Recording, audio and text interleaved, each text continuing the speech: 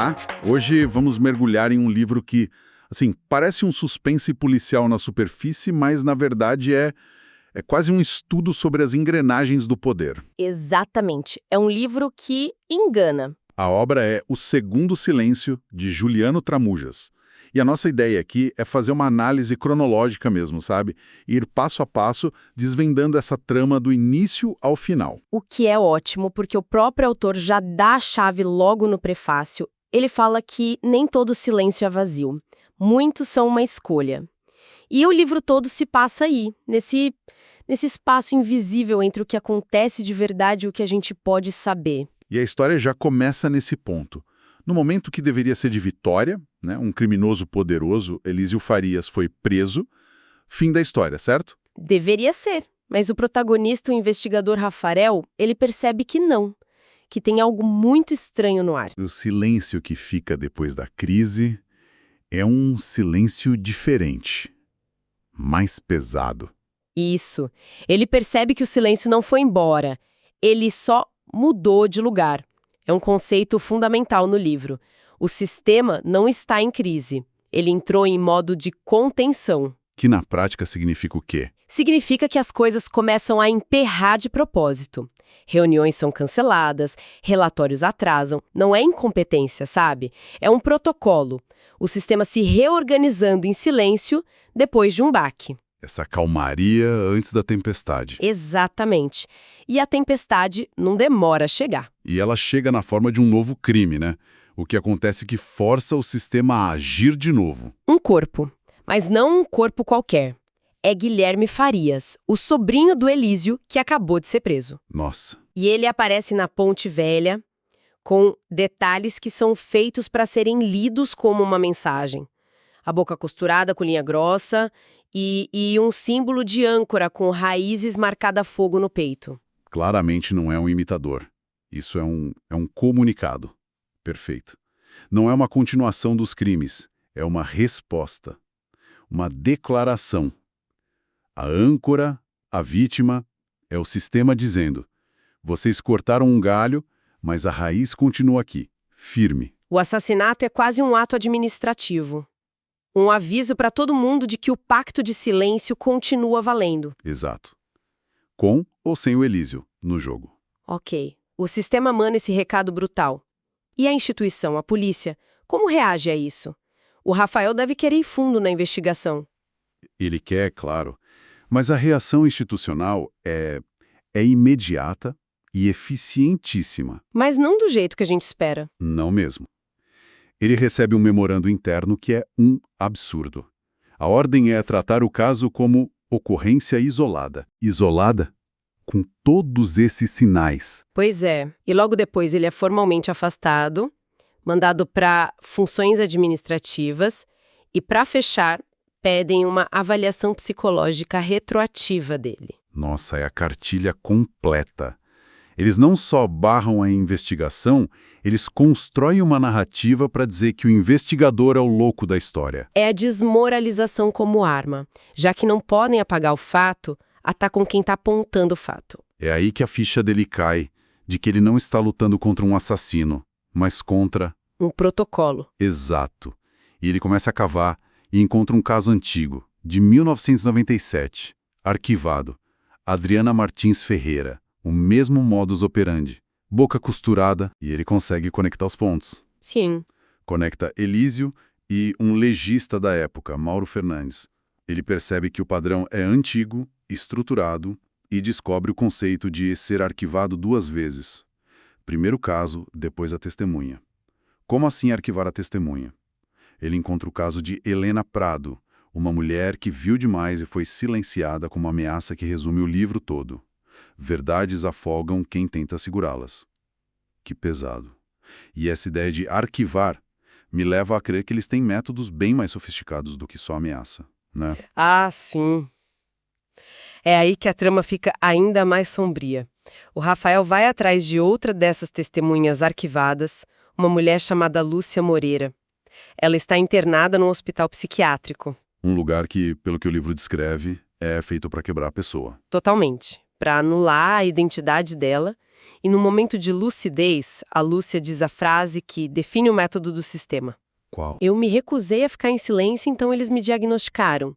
Nossa, é de uma crueldade. É a violência psicológica institucional. Eles não te matam, eles te apagam da realidade.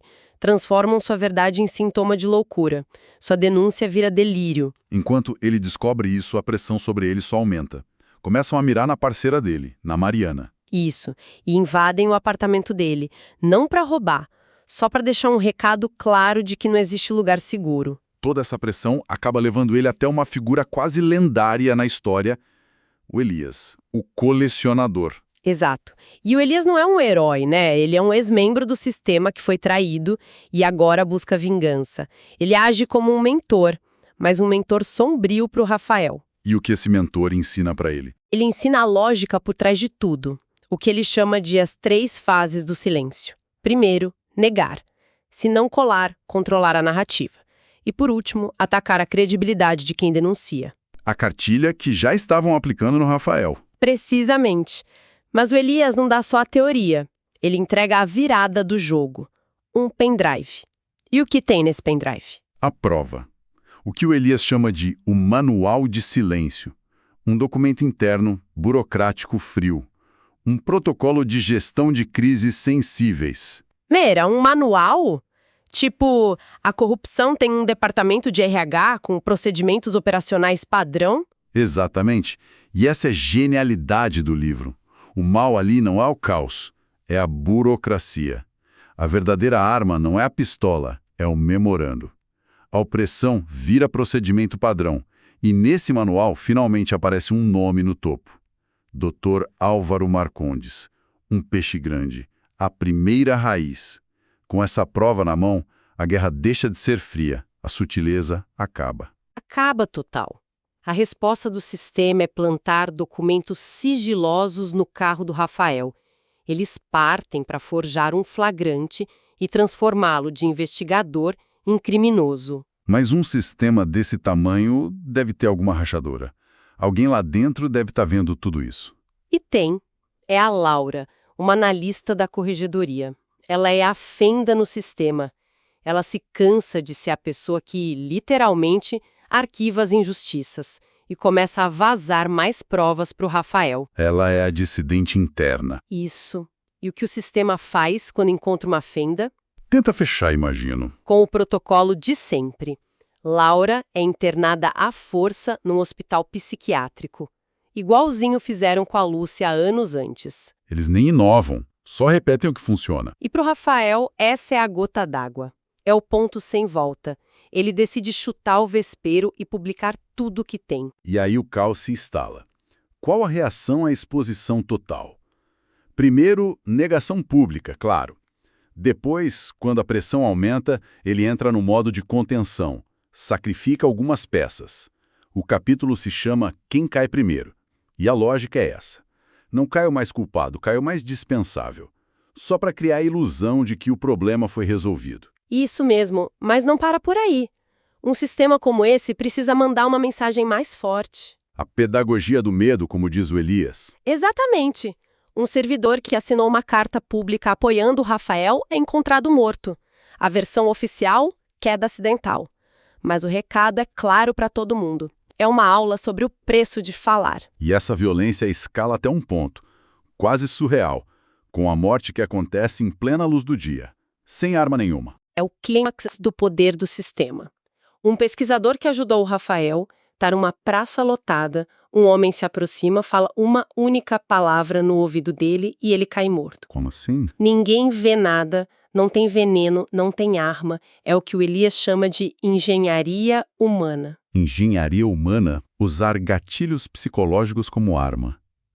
É matar em público sem deixar vestígio. É. É um show de mágica macabro. E é o ponto de ruptura entre o Rafael e o Elias. O Elias acha que eles têm que usar as mesmas armas, mas o Rafael se recusa a cruzar essa linha, a se tornar aquilo que ele combate. Depois de ver algo assim, a pergunta é como continuar. Qual é o custo final de enfrentar esse monstro? E o custo é altíssimo. O sistema mostra isso da forma mais cruel. Eles usam a Helena, aquela primeira testemunha ameaçada, como isca. Ah, não. Ele corre para salvá-la, mas é uma armadilha. Ele é forçado a assistir à execução dela na sua frente. E a lição é: nós não fazemos promessas, nós administramos resultados. Isso deve quebrar qualquer um, ou transformar. Transforma. O Rafael percebe que para proteger os outros, ele precisa aprender a falar a língua do sistema.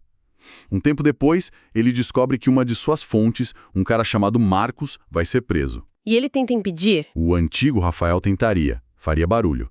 Mas o novo Rafael se omite, ele não faz nada. Mas isso não é uma derrota? É uma vitória estratégica, por mais terrível que pareça. Ele entende que se fizesse barulho, o sistema simplesmente mataria o Marcos para calá-lo. A prisão o mantém vivo. É o capítulo O Peso de Não Fazer Nada. Ele aprende a usar o silêncio tático, o segundo silêncio, para proteger alguém. Enquanto Rafael aprende essa lição, o que acontece com Elias, o agente do caos? Ele vaza tudo que ele tem, mas não de forma organizada. Ele joga o material bruto na internet, anônimo. Ele não quer justiça, ele quer o colapso. E ele consegue. Por um tempo, sim, a estrutura de comando entra em pânico. O Álvaro Marcondes foge do país e o Elias some no meio da confusão que ele mesmo criou. É nesse momento que a gente conhece o arquiteto, o topo da pirâmide. Sim, mas ele não é o chefão final de filme. Ele é um gestor, um curador do sistema. E ele explica para o Rafael, com uma calma assustadora, que o objetivo nunca foi vencer, é durar. Durar. Isso. Ele diz que o sistema vai absorver o escândalo, se adaptar e continuar. As vidas perdidas são só custos operacionais. Então, no final das contas, o sistema não é destruído. Não, ele é abalado. O livro termina dizendo que o sistema passa a andar com medo. O Rafael é afastado da polícia, vira um fantasma, um lembrete do que aconteceu, e a cena final prova que o arquiteto estava certo. O ciclo recomeça. Recomeça. Chega um novo caso, uma nova vítima. Mas o sistema aprendeu. Agora tem um novo símbolo, um triângulo, e com certeza um novo manual, mais eficiente. É uma jornada sombria. Fica claro que o primeiro silêncio é o que é imposto pelo medo.